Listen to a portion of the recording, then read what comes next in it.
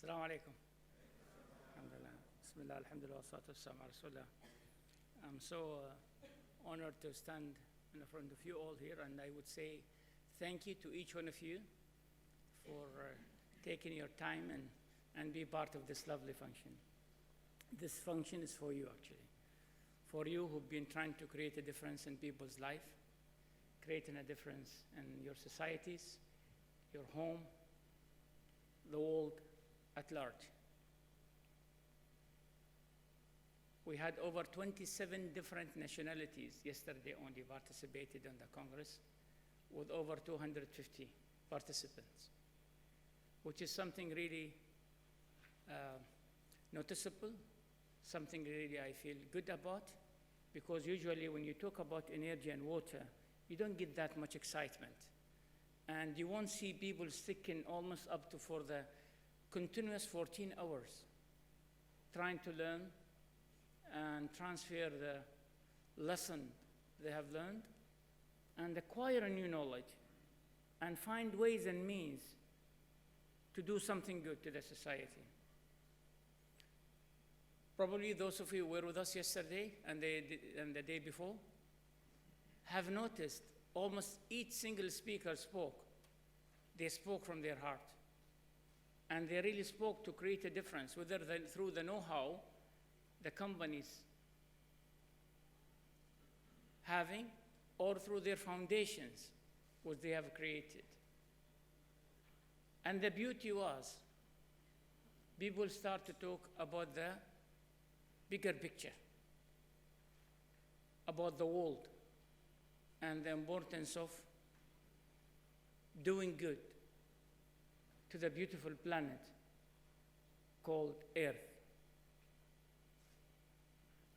25th of September 2015 was a historical day on the world. For one reason, because the United Nations came up with what's called a wake-up call 2030. It's a new vision.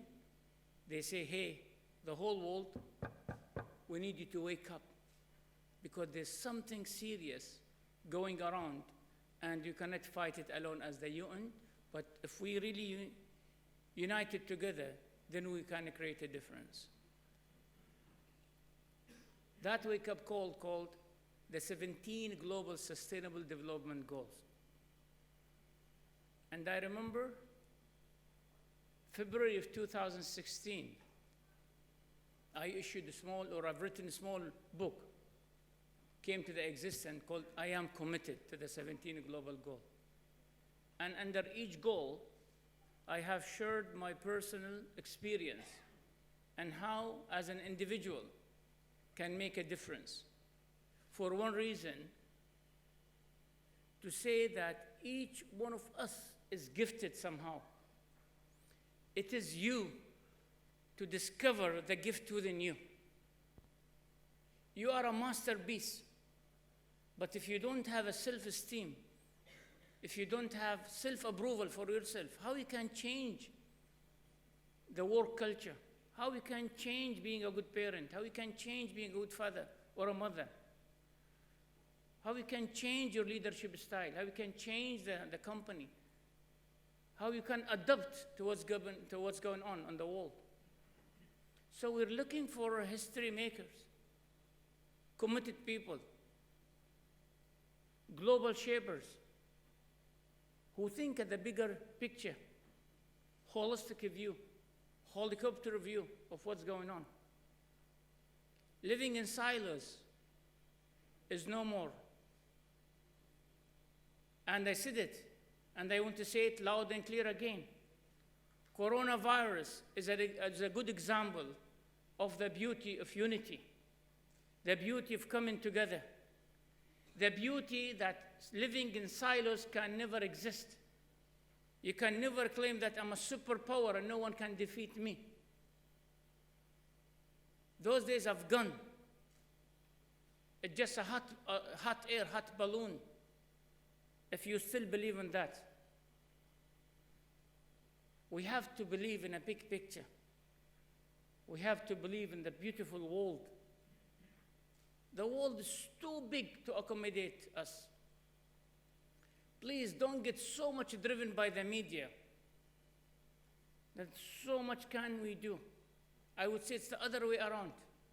So much opportunities are there. If you're just tapped with the power of universe, if you tap with your self-power, and that's what's missing. Having a faith in self and perseverance about all the way how you see things, how you observe things, about a paradigm shift in your thinking process.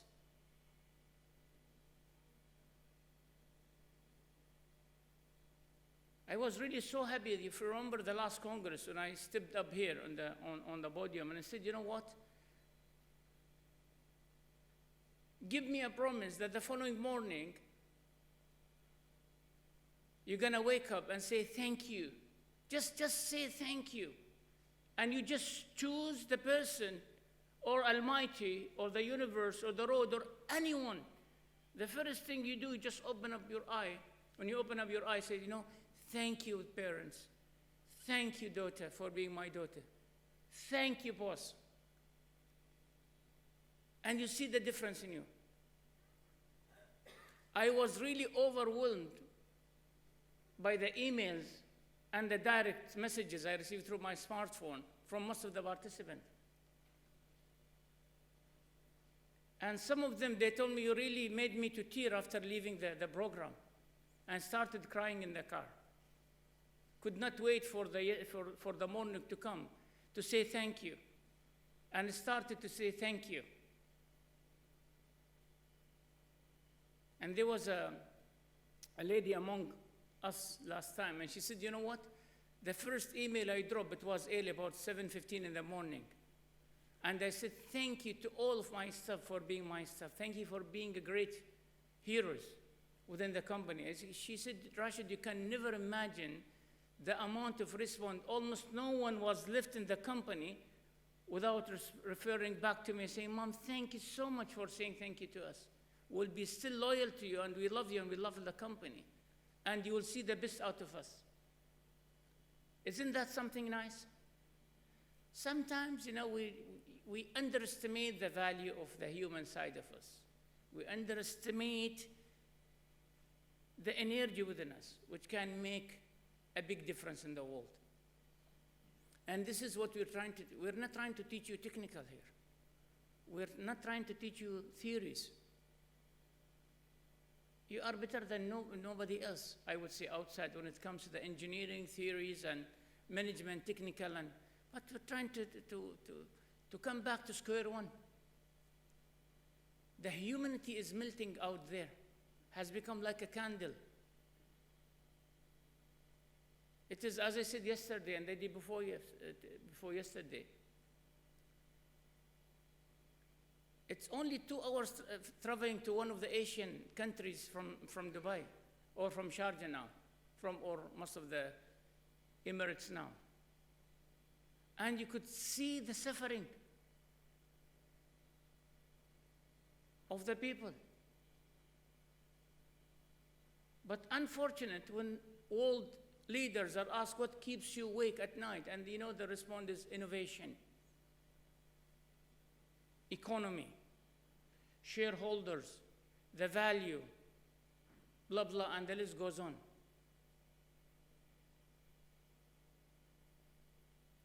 But very seldom to hear a leader say, you know, Africa keeping me at night, waking at night. Asians, the suffering. In my way to here, I just saw through BBC just quick clips about the suffering of the refugees of Syria and the Jordan and other. They have so much an icy weather there, which they have never seen. And they're almost freezing to death because of that low temperature. And the message was loud and clear, please get that kerosene.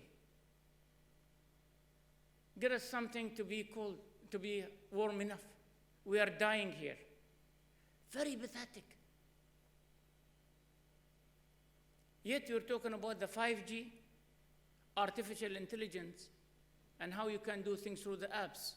And we feel that we own the whole world. And if you're not carrying the latest gadgets, whether the Samsung or the iPhone, the latest edition, you're backward thinkers. And they feel the whole world is owning this. No, who said that? There's almost 7 billion people, and they say this population is going to increase later on.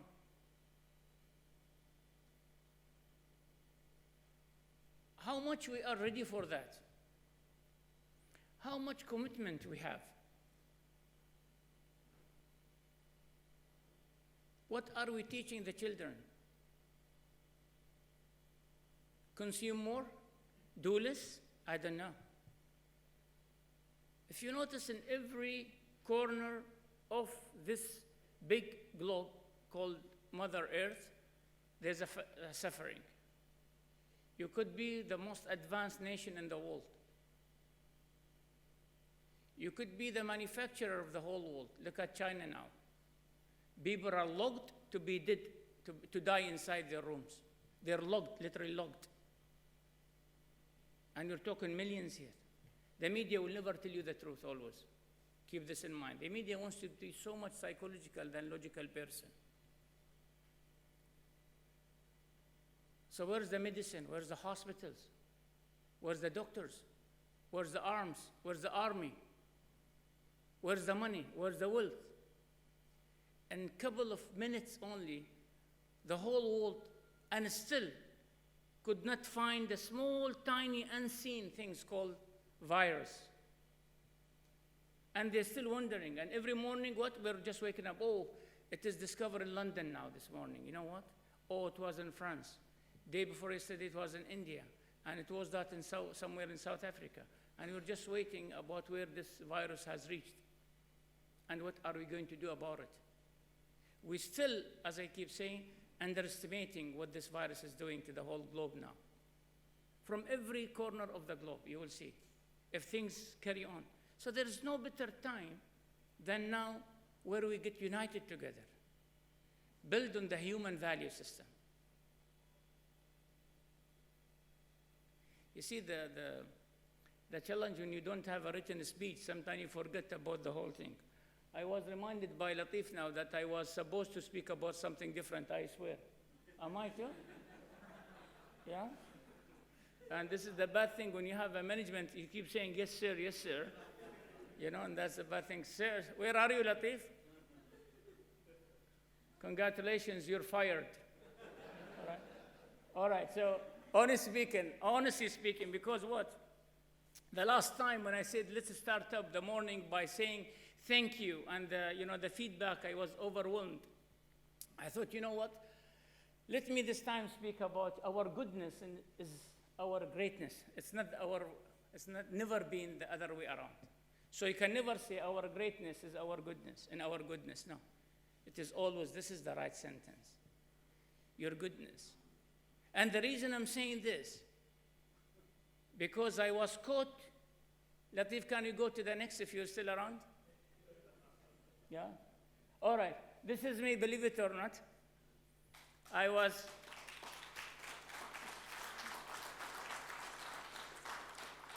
coming from Ajman city going back home to Sharjah. I stopped to have a quick bite, a sandwich. And I told my colleague, I don't like to horn because this is the culture, by the way, here in this part of the, you just beep, beep, horning, and the guy will come and you give the order. I said, I don't do that. Generally speaks, part of me. I respect people a lot. So I said, either I go to buy or you go. He said, no, sir, please, you sit in and I go. So he went to the restaurant to get us sandwiches, and coincidentally, I saw a car in front of us. Could see a couple, husband and his wife. They were waiting and just roaming around their car. And I could see a flat tire, and the gentleman was lost. He was through the phone, so I could visualize the scene. So I gave them 2 minutes to make sure that I was right. Nothing was happening. She stood on the side, looking at the poor husband trying to do something. rescue the situation. He was looking at the tire on the phone. So I opened up the door. I went to him, sir, good evening. I said, good evening, sir. I said, can I help you here? I said, I'm sorry because I'm stopping for a sandwich. My friend is to pick up the sandwich, but it's been almost 3 minutes now, and I see you and probably your wife. He said, yes, my wife. He said, just roaming around, and seems to me you're lost somehow. Is something wrong with the car? I said, sir, flat tire. I said, yes, I could see that. Do you want me to help you out? He said, well, you know what? I'm sorry to say, but it will be great because I've been here almost 45 minutes. And I could not get the help. And I'm new to this country, I'm only 4 months here. And I'm through the phone, I'm trying to call someone in Pakistan, in India, he was an Indian, to try to help me out. How to change the tire, could you imagine? Because I don't have, except my wife and myself, I don't have much friends now yet. I said, okay, so I started changing the tire for him.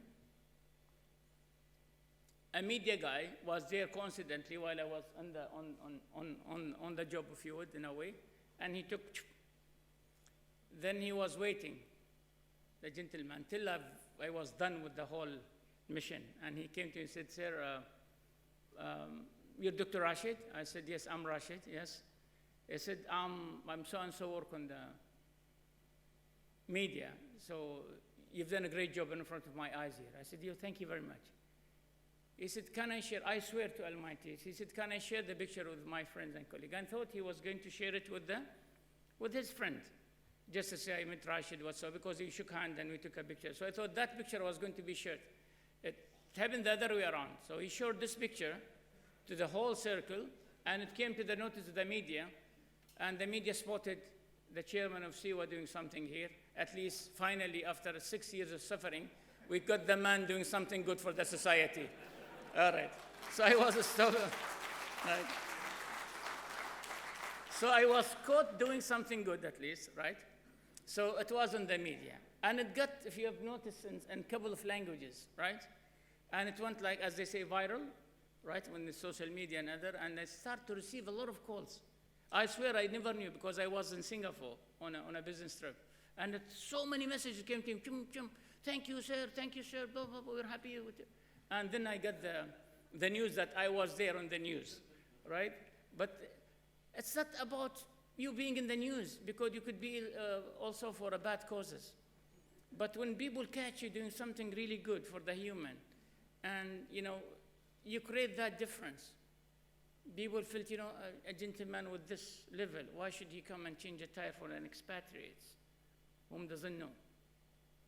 But you can't imagine the amount of the response I got, especially from our friends, the expatriates who are living here. Up to now, I was invited last week to speak in a big conference in Dubai. And it was during when I was introduced with this picture. You cannot imagine. So I wasn't introduced with, Dr. Rashid, the brand ambassador or the goodwill ambassador of the United Nations, and he's the knowledge ambassador of UAE by his Shah Sheikh Mohammed. That came last. The first, so we spotted him doing those, and the guy has spoken more than 10 minutes talking about the whole story. And I guess this kind of success we need. This kind of things we need. So it is today. Please, if you notice something new, pay attention to that clue, because the universe is giving you a message. Aha, there's something here. For example, if you love quietness, it means that during the quiet time, you are a better person, you can produce more. When you say that, it's really time to walk by the beach now alone, by myself, it means that there's a message for you. You know that there's a message. But you need to pay more attention to reach that message, to reveal the secret. So the nature, the superpower out there is good for everyone equal. Believe it or not, has the same amount of rights. It's just you to decide. You to decide.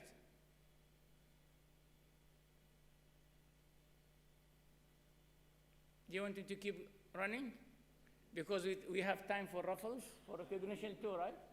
Did you tell them about the raffles? I haven't told you. You have not. Because yesterday, most of them, they say, no, what Saber did not tell us that we have to keep the numbers. And we recycled the number, and the number was called at the stage to come and get your prize. So please do that. Thank you much.